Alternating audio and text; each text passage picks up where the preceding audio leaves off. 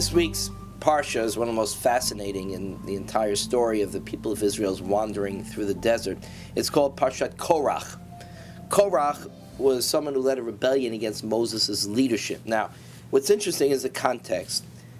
The last 3 weeks of Torah reading, we have seen rebellions. Okay, first rebellion. Remember Miriam and Aaron. Miriam and Aaron challenged Moses' leadership. Not that they want to remove him, but they want to be part of the leadership. They don't feel they're being given enough consideration. So there's a little bit of rebellion there. Then we had the story of the rebellion of the spies. Remember, the spies are sent into the land of Israel, and they're supposed to bring back a report on how the land's going to be conquered, how the people of Israel will enter the promised land, how to approach the battle that's about to take place. What they were never supposed to do is come back and say, we can't do this. We should return to Egypt. So that was a rebellion against the destiny of the people of Israel. It was a rebellion against God's will, a rebellion against God's promise that they could indeed conquer it. And the result is they end up 40 years in the desert. So that was a rebellion. Now we have another rebellion, and this is a rebellion of Korach. So what we see, first of all, is it was a very stubborn and rebellious people that Moses was dealing with in the desert. That's what we called Am Kshei Oref, a stubborn people. But we went from being stubborn against Moses and against going to the land of Israel. Now we're stubborn in a different way. We're stubborn in our determination to survive, our determination to preserve the Torah, our determination to educate our next generation of children. We're stubborn for good things. And of course, to be stubborn for good things is a very important and healthy thing to do. Now, what I want to look at for a moment is the motivation behind these rebellions, because they're all a little bit different. Miriam and Aaron, as I said, they wanted to be included. They weren't challenging Moses' right to be a leader, nor his being the primary leader, but they wanted more recognition. It's the older brother or the youngest sister, the older sister, a little bit jealous of how good the third one did, the younger one. And that one is quieted down very easily. The next rebellion is the spies. Well, they weren't rebelling in the sense that they wanted any power. They were rebelled because they were terrified. They were, in fact, willing to give up their freedom, go back to Egypt and be slaves. So this was a rebellion based upon no confidence in themselves, resulting, of course, they want to remove Moses. Why? Because Moses is an impediment. He wants them to go into the land of Israel. But the rebellion is based upon their own terror, their weakness, which is why it could be forgiven. But this rebellion of Korach is very, very different. Korach is power hungry. Korach is rebelling in order to elevate himself above Moses. He wants Moses removed.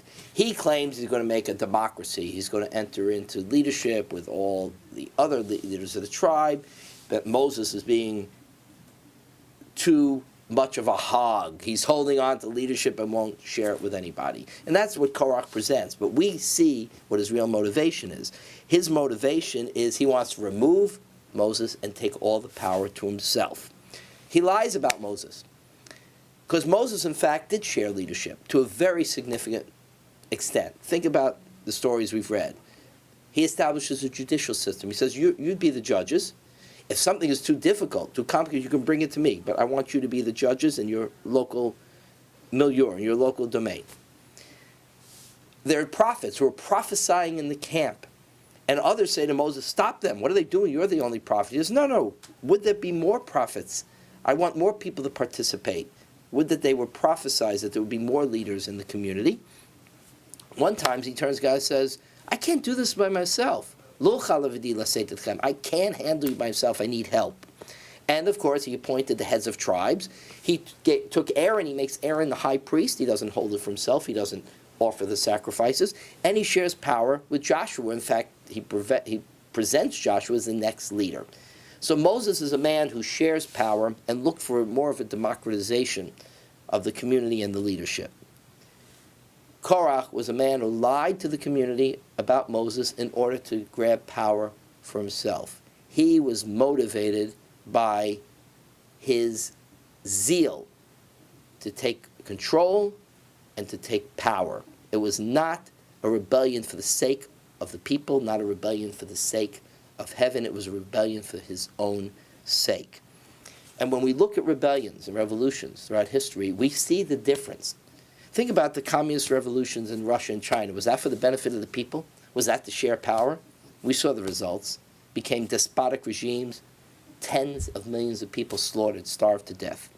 The Cuban Revolution, which is something that we are so familiar with, which many of you listening here have experienced, your parents, or you yourselves as young children. Everyone, if you remember, Castro, a great hero, Castro was going to bring democracy and bring freedom to the people. Turned out to be one of the worst despots in human history, certainly at this period of time.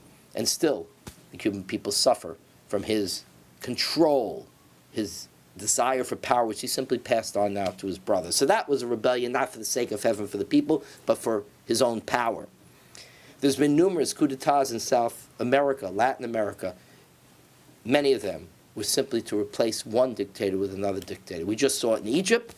They throw Mubarak out, they bring in a right-wing radical Islamic group to lead them. We don't know what's going to happen there. We don't know what's going to happen in Syria. Some of these revolutions are really dangerous. Now, the American Revolution was the great revolution of human history, and of course, created this incredible country, the greatest symbol of democracy, in which it was a revolution in which the leaders really wanted to share power. In fact, they wanted to limit the government. They wanted to limit themselves. George Washington, they wanted to make king. He says, I'm not even going to run for president the third time. I'm done. Pick another president. So it was an extraordinary group of leaders and created an incredible revolution for the sake of the people and for freedom. And that's what we have to learn to differentiate. Not every rebellion is really for the sake of the people. Korach's wasn't. Neither was Miriam or Aaron's. Certainly not the Communist Revolution, not the Cuban Revolution.